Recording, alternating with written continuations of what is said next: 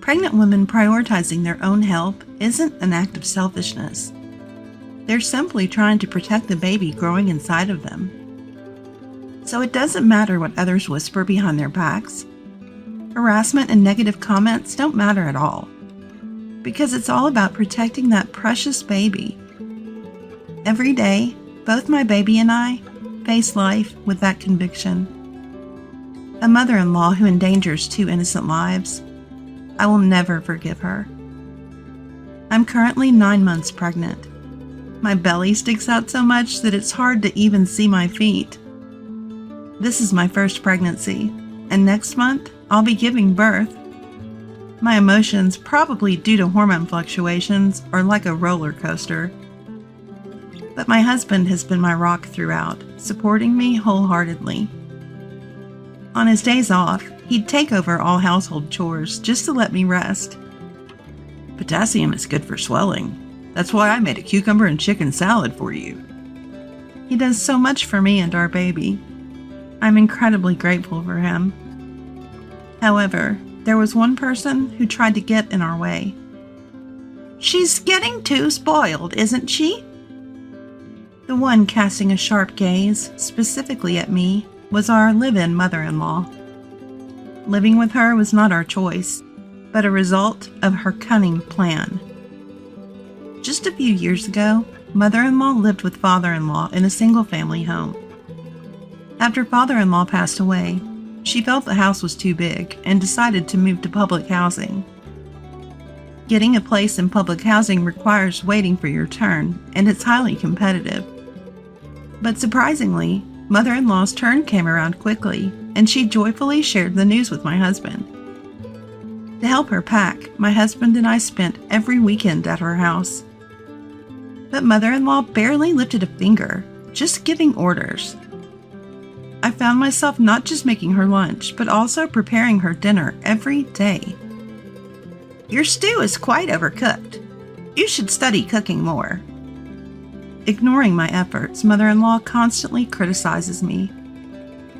It's frustrating, especially when it feels like we're constantly in a mother-in-law and daughter-in-law conflict, even though we haven't been married long. My husband often tries to mediate, but every time he does, mother-in-law gets sulky. So I'm the bad guy now, huh? She'd pout and turn away like a child. Feeling bad for my husband stuck in the middle, I would apologize to mother-in-law, just to smooth things over. Amid all this, on moving day, a shock awaited us. A ton of mother-in-law's belongings arrived at our house. Wait, why are they here? As we looked on in confusion, mother-in-law showed up later in a taxi. She began instructing the movers efficiently. My husband asked, "What's going on?" "Isn't it obvious? I've moved in," she responded. Turns out mother-in-law never actually applied for public housing. From the start, she had planned to live with us and just had us help her pack as a ruse. Room by room, her stuff began filling spaces we had planned for our future children. She seemed irritated by our displeasure and made snide comments loud enough for the movers to hear. "I get it. I'm an inconvenience. But do you think I can live alone at this age? The thought of something happening terrifies me." She played up her vulnerability, her eyes glistening with staged tears. The performance was almost admirable. The movers looked our way, equally bewildered. "I know it's your love nest. Having an old woman like me around is a nuisance, isn't it?" Her tone was almost sarcastic. "It's not like that." It seems my husband has a soft spot for his mother's tears. "Well then, here I am. Let's get along," she smirked. Thus began our imposed cohabitation. Despite available units in the nearest public housing, my husband searched for apartments for her, but mother-in-law was unyielding. "I want a place built within the last 5 years. I live on a pension. I can't afford rent, but if you're willing to cover it, I might consider." She continued being unreasonable, and her stay extended. As time went on, mother-in-law increasingly intruded into our personal lives, and a year passed. Being the daughter-in-law, I felt unable to voice my concerns. Eventually, even my husband began to see her constant presence as the new normal. With mother-in-law always watching, I found no place in the house where I could truly relax. Soon after, I discovered I was pregnant. Both my husband and mother-in-law were overjoyed. The same mother-in-law who had treated me poorly seemed eager to help me for the sake of her future grandchild. But when she found out the baby was a girl, her attitude shifted. "Why isn't it a boy? You really are a disappointment." She reverted to her mean-spirited self. Even when I felt dizzy from anemia or had to lay down because of contractions, mother-in-law would expect me to do household chores without hesitation. My husband was the only one who would stand up for me against mother-in-law. But lately, he's been swamped with work and often returns home after 10 p.m. During times when I felt physically exhausted, I wanted to avoid worrying about household issues. I decided to steadfastly bear the current situation. I resolved to endure it until the birth of our child. But there's a limit to how much one can tolerate. It might be best to take some action. After some thought, I learned one day that an old friend of mother-in-law's was coming to visit. "She's in town for a relative's wedding, so I expect you to host her properly," mother-in-law announced.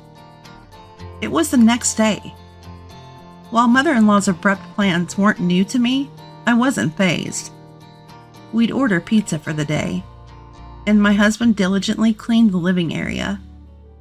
All was set for the visit, but then came an unexpected downpour. Rain lashed the windows relentlessly. While observing the storm outside, mother-in-law had an outrageous request. "Given this rain, my friend might be stranded at the airport. Could you pick her up?" "What?" Regret instantly followed my startled reply. Mother-in-law's displeased expression said it all. "You can still drive even if you're pregnant, right? Go now." "I can't in this weather," I replied. Honestly, my belly at 9 months pregnant felt like it was about to burst. Driving was uncomfortable and risky, especially in this weather. The mere thought of an accident due to these conditions was terrifying. I told mother-in-law straightforwardly about my concerns, my desire to prioritize the baby, and my need for rest. But mother-in-law remained unmoved. "You're just being lazy. When I was pregnant, I did everything my mother-in-law asked," she argued. "But what if I get into an accident in this heavy rain?" I protested. "You're being careless. Just go get her now." "Mother-in-law, I really can't. I'm sorry." "You're back-talking your mother-in-law. I'm so unlucky to have a daughter-in-law like you." Furious, mother-in-law's face turned red. For some reason, she grabbed my arm, opened the front door, and forcibly pushed me out into the pouring rain. Stunned by the heavy rain hitting my skin, mother-in-law tossed the car keys at my feet. "Go already. My friend is still stranded at the airport because of you." I urgently pleaded for our unborn baby's sake. "She can take a taxi or bus. There are other options." "Just go." As mother-in-law tried to shut the door, I desperately tried to prevent her. We struggled at the entrance.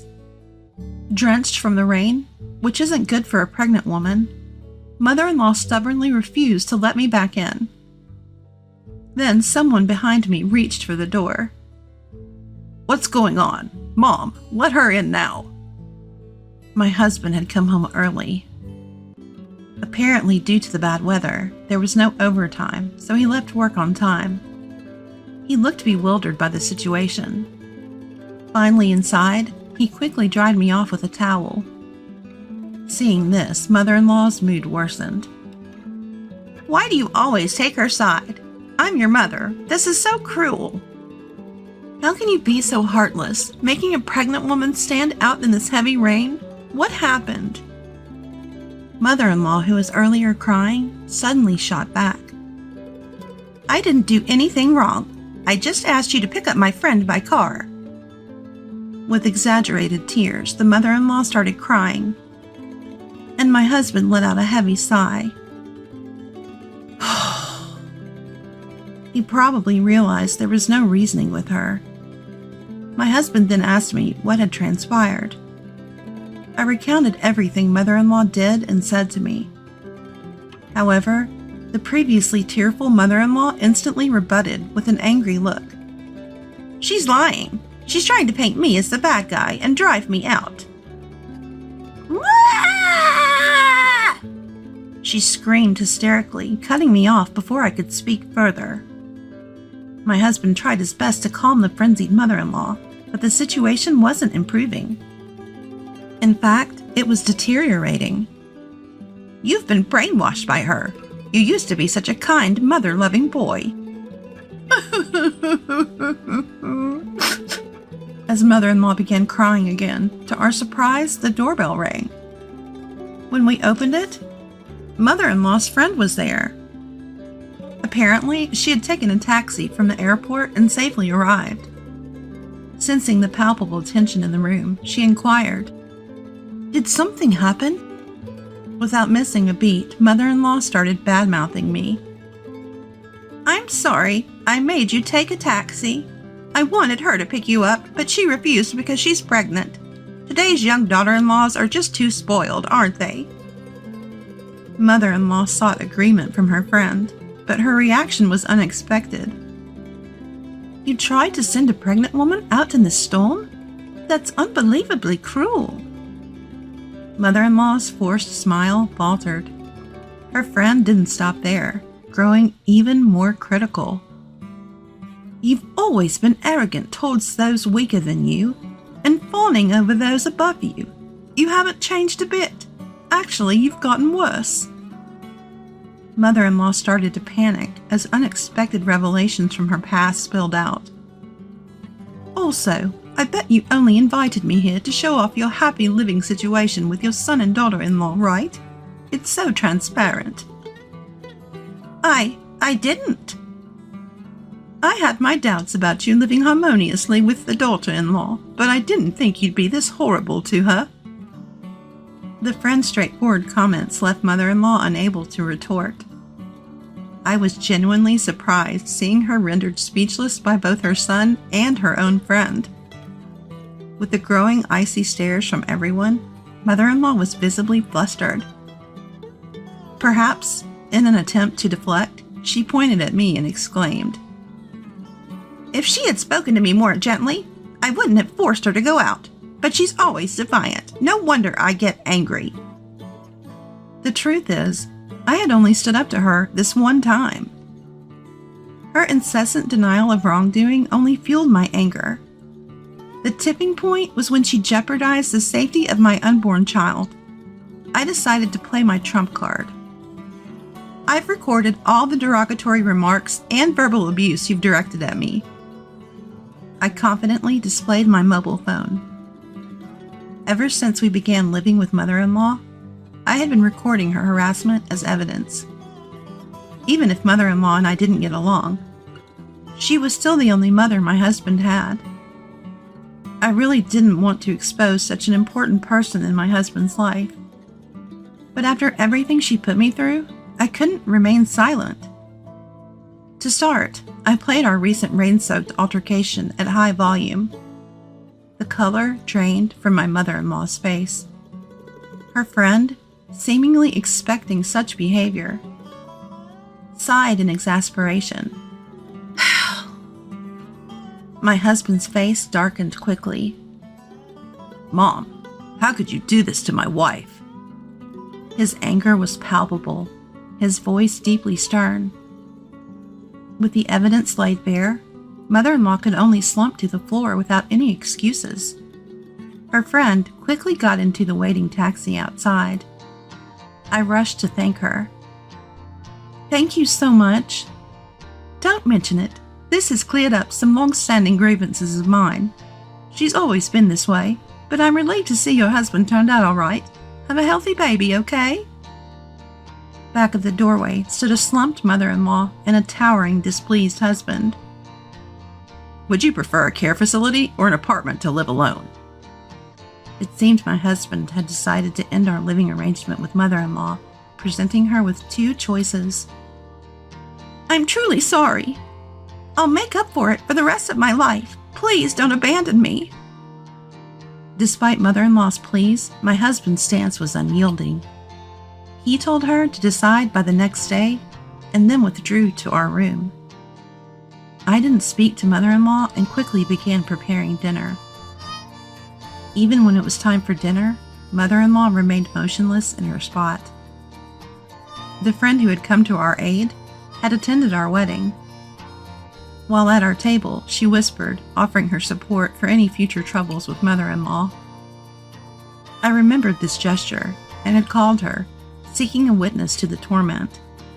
That's why she had visited, using a relative's wedding as an excuse.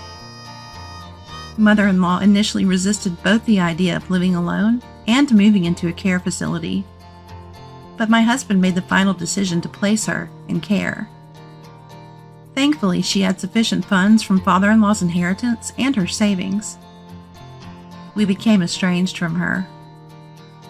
Every month, I received lengthy apology letters from mother-in-law. But they barely addressed the apology, mostly filled with complaints about her care facility. Feeling constantly watched, feeling she wasn't that old to need such care, I had no intention to act on her grumblings. My husband began to refuse her letters, and we lost contact entirely. On my due date, I gave birth to a healthy baby girl. Now, without mother-in-law around, we're tirelessly raising our child. This is what marital bliss looks like. Every day, I exchange smiles with my husband. We hope to live peacefully, just the three of us, for years to come.